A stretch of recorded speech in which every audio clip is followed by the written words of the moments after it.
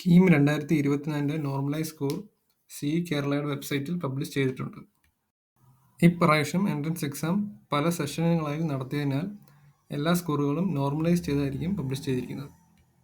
Normalise സ്കോറിൻ്റെ കൂടെ നിങ്ങളുടെ qualifying status, അതായത് നിങ്ങൾ എൻട്രൻസ് എക്സാമിന് ക്വാളിഫൈ ആയിട്ടുണ്ടോ എന്ന് മെൻഷൻ ചെയ്തിരിക്കും.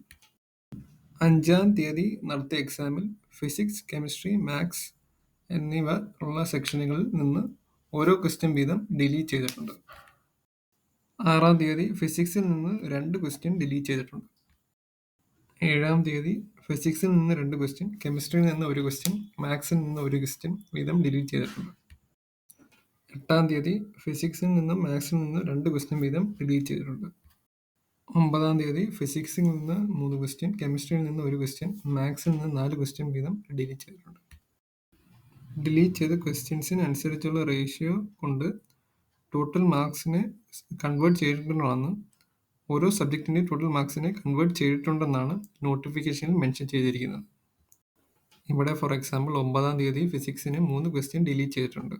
അവിടെ ടോട്ടൽ ക്വസ്റ്റ്യൻസ് ഡിലീറ്റ് ചെയ്യാതെ ബാക്കിയുള്ള ക്വസ്റ്റ്യൻസ് 42 ആണ്.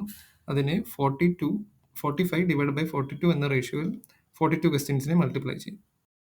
സ്കോർ പബ്ലിഷ് ചെയ്തതിനാൽ ഇനിയിപ്പോൾ അടുത്ത നടപടിക്രമം +2 മാർക്സിൻ്റെ അപ്ലോഡിംഗ് ആണ്. അതിൻ്റെ അപ്ഡേഷൻ വരുന്നതനുസരിച്ച് ഈ ചാനലിൽ അപ്ഡേറ്റ് ചെയ്യുന്നതായിരിക്കും. കൂടുതൽ എൻട്രൻസ് സംബന്ധമായ ലേറ്റസ്റ്റ് വിവരങ്ങൾ അറിയാൻ ഈ ചാനൽ സബ്സ്ക്രൈബ് ചെയ്യുക.